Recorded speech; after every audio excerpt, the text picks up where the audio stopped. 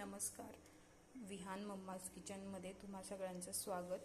आज आपण पाहणार आहोत शेवईची खीर. त्यासाठी जे साहित्य लागणार आहे ते आपण पाहूया. माझ्याकडे हे अर्धा लिटर म्हशीचं दूध आहे, तूप, वेलची पूड. तुम्हाला जे ड्रायफ्रूट्स आवडतात त्यानुसार तुम्ही ते घेऊ शकता. मी याच्यामध्ये बदाम, मनुके आणि अंजीर घेतलेला आहे.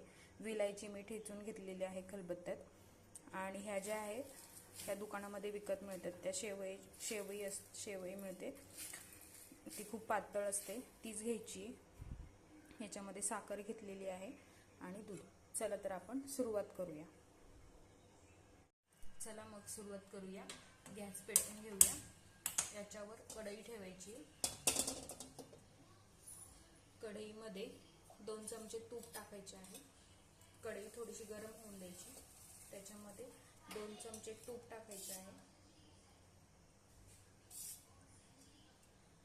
तूप टाकलं की थोडेसे ड्रायफ्रूट्स जे आपण घेतलेले होते, मनुके, बदाम आणि अंजीर, हे थोडंसं परतून घ्यायचं.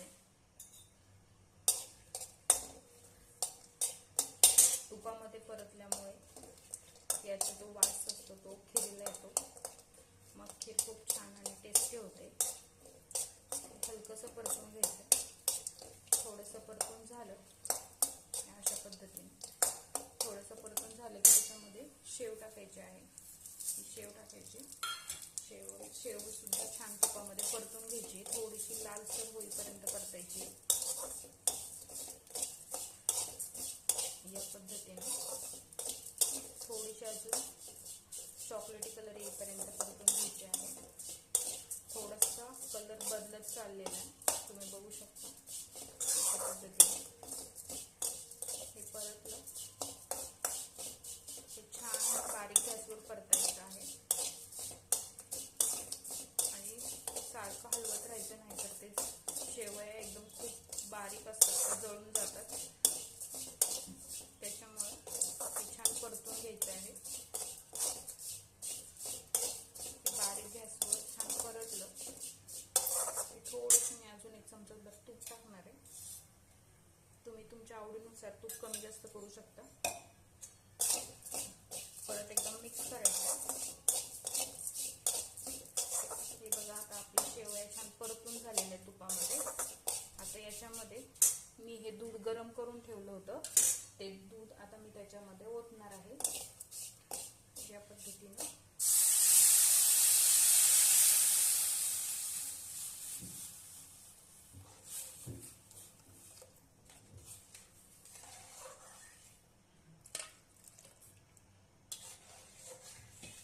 हे दूध असं त्याच्यामध्ये ओतलं.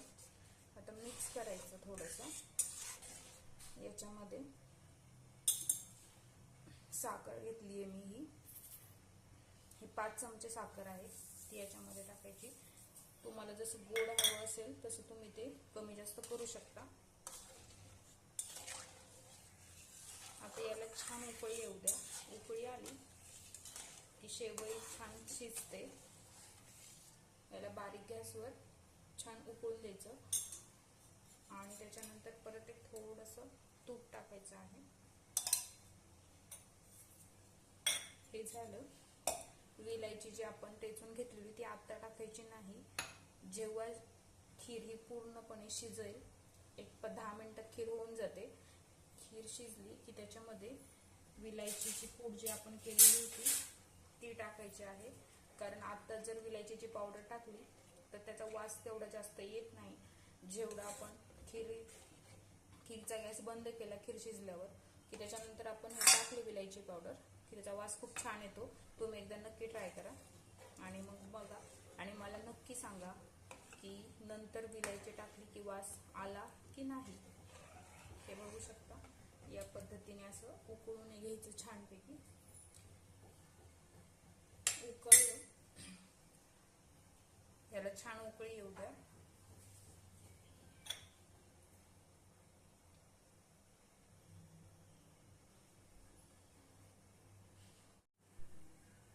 तुम्ही बघू शकता खीरीला छान उकळी आली आहे आणि वासही खूप छान येतोय.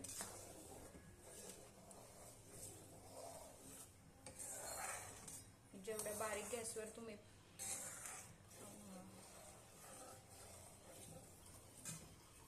खिरीला उकळी येऊन देसाल तोपर्यंत ती खीर खूप छान लागते.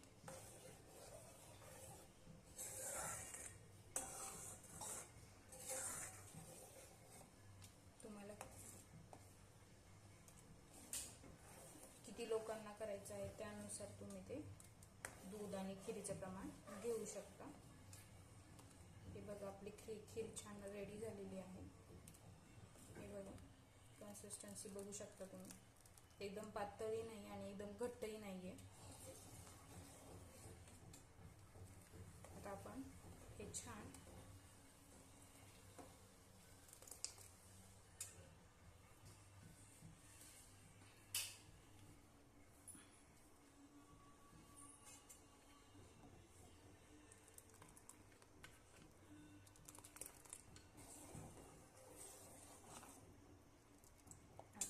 बंद करून तुम्ही त्याच्यात विलायची पावडर जी ठेचून घेतलेली आहे ती टाकली तरीही चालेल आणि गॅस बंद करायचा. चला आता रेडी आहे आपली शेवईची खीर.